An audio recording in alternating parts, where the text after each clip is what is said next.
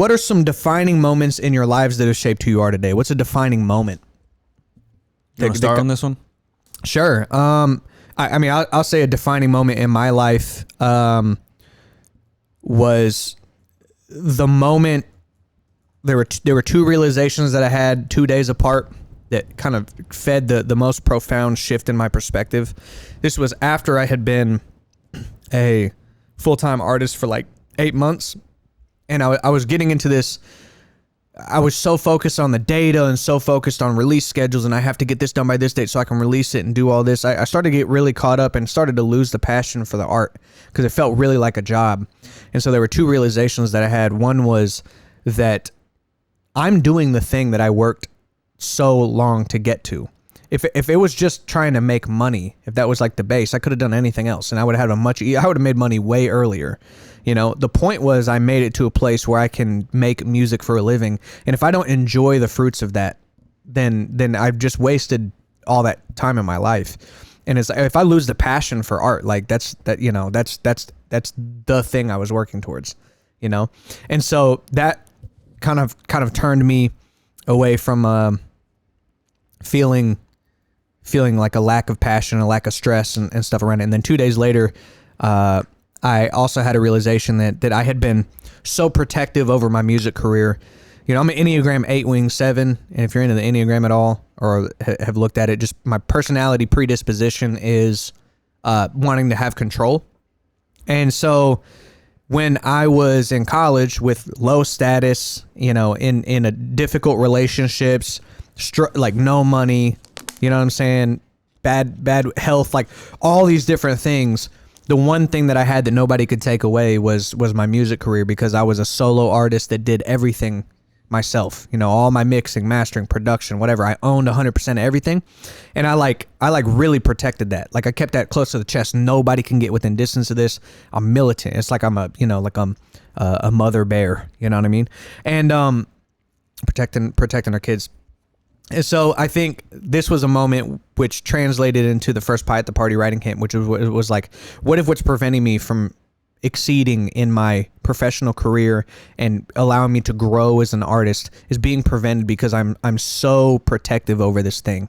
And again, that's another area where it's like an ego thing. It was like released. It was like, hold on, like other people can contribute to this.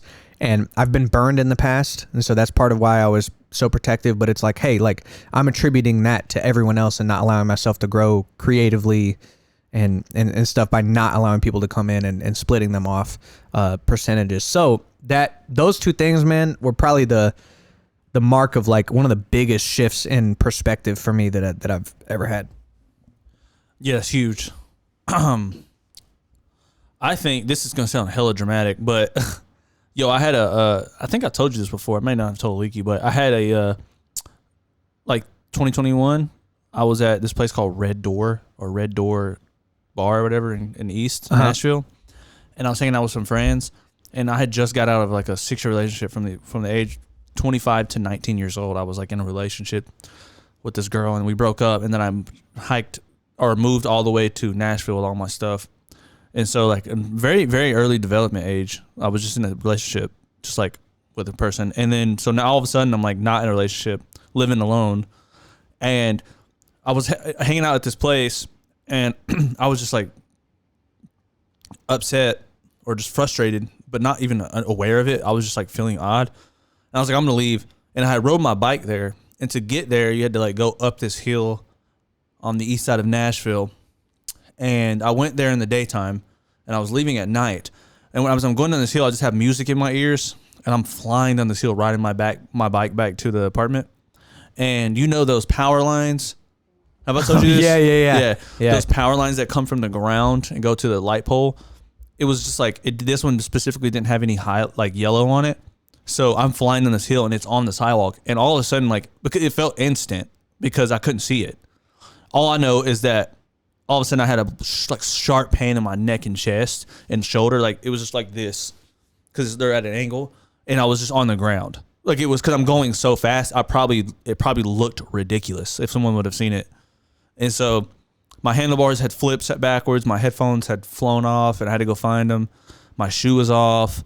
My shirt was ripped. Like, so many Now, things. you know when the happened. I shoe was flies bleeding. off, damn, bro. It was brutal. Yeah. But I remember, bro, I didn't tell people. I usually don't tell people this part of the story, but I got up and I was hurting. But it wasn't even that bad of a, like, it seemed like it should have hurt more. But I just, like, got all my stuff together. But then I sat on the sidewalk and I just started crying because I was like, dude, I'm, like, depressed. Like, I'm actually depressed. Like, I thought that I was going to leave this relationship and just be, like, cool. Like, I thought I could handle it. Like, I'm good. Like, bro, I made it. Like, I thought I had already been on the hard part of it, which was the breakup. And I was like, no, the hard part is, like, I had to realize I was recovering like, and building I'm yourself 25 up. years Yeah. old and my life just, like, it feels like my life just started over. Like, Yeah. you know what I mean? And I think I never fully processed it. And in that moment, I was like, I was hurting. And, you know, you get in an emotional state. You get hit, like, you're in an emotional state already. You got humbled real quick. Yeah, and you're like, oh, I'm already hurting. It was You're being like, cosmically humbled, this bro. feels like a moment to where I should just start crying. So I cried for like a second, and I was like, then I realized I was on the sidewalk crying when my bike flipped backwards. And I was like, let me get up. And so I got up and got on my bike and rode home. But that was the catalyst for me going, you know, like, I'm actually not as healthy. Yeah, right I now gotta as put I some am. stuff I got together. to put some work together, and then that's, you know, that was started my journey with Christ. Yeah. So, like, yeah, That's amazing, bro. Yeah, I remember that. I wish I could have seen it. bro. I would have laughed at you. Nobody's seen it, because if they would have seen it, they probably would have ran over. Yeah, because it must. you must have hit horrible. pretty hard. I mean, if your shoe flies off, bro, there's no way for a shoe to fly off unless you got absolutely It was yeeted. bad, bro. It was bad. Okay, personal growth yeah. and change, dude. All right, couple stories from us. Yeah, baby, need top 5 when I'm done going mental. Yeah, I'm locked in, you can peep my condition, man, the lab all winter.